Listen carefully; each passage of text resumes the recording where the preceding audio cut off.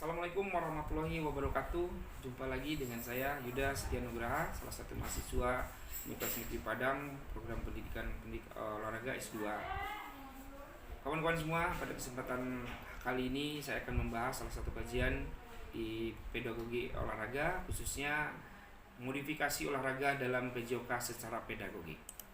Kawan-kawan semua, secara nasional peningkatan kompetisi guru telah ditetapkan oleh pemerintah dalam Undang-Undang Nomor 14 Tahun 2005 tentang guru dan dosen, yaitu kompetensi adalah seperangkat pengetahuan dan keterampilan dan perilaku yang harus dimiliki, dihayati dan dikuasai oleh guru atau dosen dalam melaksanakan tugas kepedagogikan. Modifikasi secara umum diartikan sebagai usaha untuk mengubah atau menyesuaikan. Namun secara khusus modifikasi adalah suatu upaya yang dilakukan untuk menciptakan dan menampilkan sesuatu yang baru, unik dan menarik. Modifikasi di sini mengacu kepada sebuah penciptaan, penyesuaian dan menampilkan sesuatu alat atau sarana dan prasarana yang baru, unik dan menarik terhadap suatu proses belajar mengajar pendidikan jasmani. Pelaksanaan modifikasi sangat diperlukan bagi setiap guru pendidikan jasmani sebagai salah satu alternatif atau solusi dalam mengatasi permasalahan yang terjadi dalam proses belajar mengajar pendidikan jasmani. Modifikasi merupakan implementasi yang sangat berintegrasi dalam aspek pendidikan lainnya. Lutan dalam Al-Hamsah tahun 2016 menyatakan modifikasi dalam mata pelajaran pendidikan jasmani diperlukan tujuan. Yang pertama, supaya siswa memperoleh kepuasan dan mengikuti pelajaran.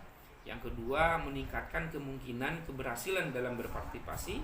Dan yang ketiga, siswa dapat melakukan pola gerak secara benar. Pendekatan modifikasi ini dimaksudkan agar materi yang ada di dalam kurikulum dapat disajikan sesuai dengan tahapan-tahapan perkembangan kognitif, afektif, dan psikomotor. Dari pendapat tersebut dapat diartikan bahwa pendekatan modifikasi dapat digunakan sebagai suatu alternatif dalam pembelajaran pendidikan jasmani.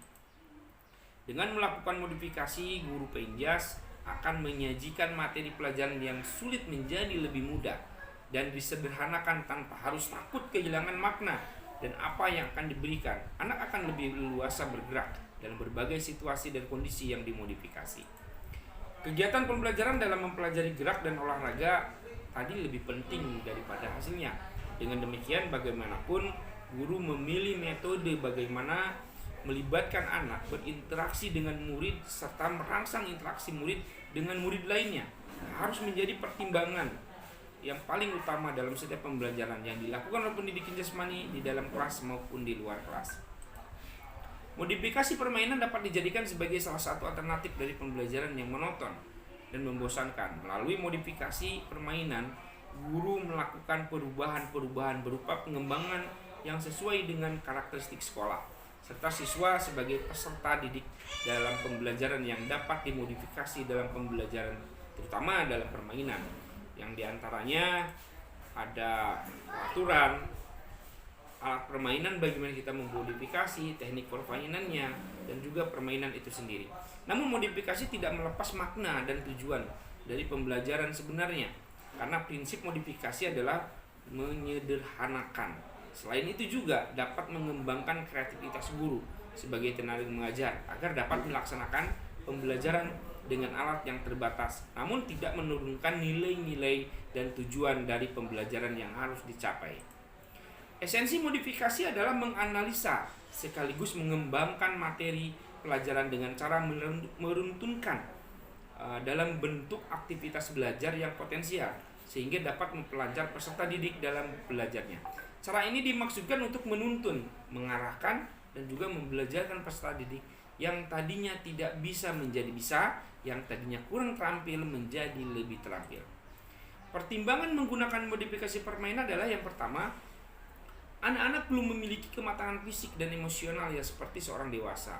Yang kedua, berolahraga dengan peralatan dan peraturan yang dimodifikasi akan mengurangi cedera pada peserta didik itu sendiri. Yang ketiga adalah olahraga yang dimodifikasi itu akan mampu mengembangkan keterampilan anak lebih cepat dibandingkan dengan peralatan standar untuk orang dewasa. Dan yang keempat, Olahraga yang dimodifikasi menumbuhkan kegembiraan dan kesenangan pada anak-anak dalam situasi kompetitif. Aspek analisa modifikasi ini tidak terlepas dari pengalaman guru tentang tujuan karakteristik materi pendidik, lingkungan, dan evaluasinya.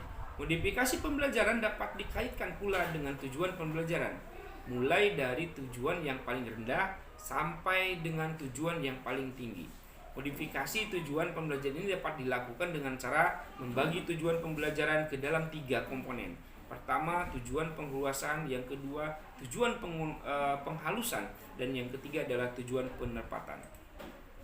Tujuan perluasan dimaksud adalah tujuan pembelajaran yang lebih menekankan pada perolehan pengetahuan dan kemampuan melakukan bentuk atau wujud keterampilan yang dipelajarinya tanpa memperhatikan aspek efisiensi dan efektivitasnya. Misalnya siswa dapat mengetahui dan melakukan gerakan melompat dalam lompat jauh.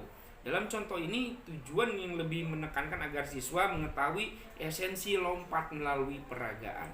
Yang kedua adalah tujuan penghalusan itu sendiri, maksudnya adalah tujuan pembelajaran yang lebih menekankan pada perolehan pengetahuan dan kemampuan melakukan gerak secara efisiensi.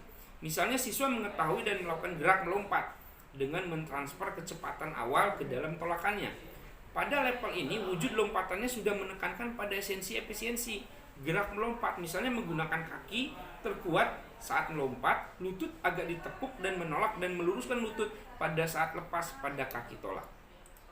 Yang ketiga ada tujuan penerapan, maksud di sini adalah tujuan pembelajaran yang lebih menekankan pada perolehan pengetahuan dan kemampuan tentang efektif tidaknya gerakan yang dilakukan melalui kriteria ketentuan sesuai dengan tingkat kemampuan siswa. Misalnya siswa mengetahui efektivitas gerak melompat yang dipelajarinya berdasarkan ketepatan menolak pada papan tolak. Siswa dapat mengetahui dan menemukan pada jarak awalan berapa meter dengan seberapa cepat sehingga ia dapat melakukan tolakan secara tepat dan konsisten pada papan tolak. Kesimpulannya pada kesempatan ini adalah bahwa dilihat dari sudut pandang pedagogik bahwa guru aktif merupakan suatu instrumen yang harus dimiliki dan dikuasai oleh guru sehingga siswa mampu belajar efektif, aktif dalam mencapai tujuan pembelajaran.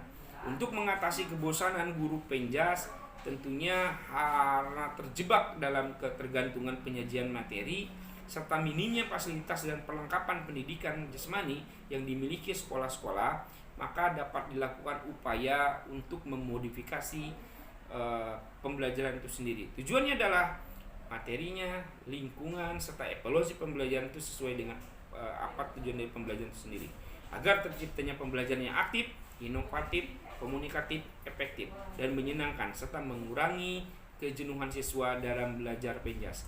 Terima kasih. Assalamualaikum warahmatullahi wabarakatuh.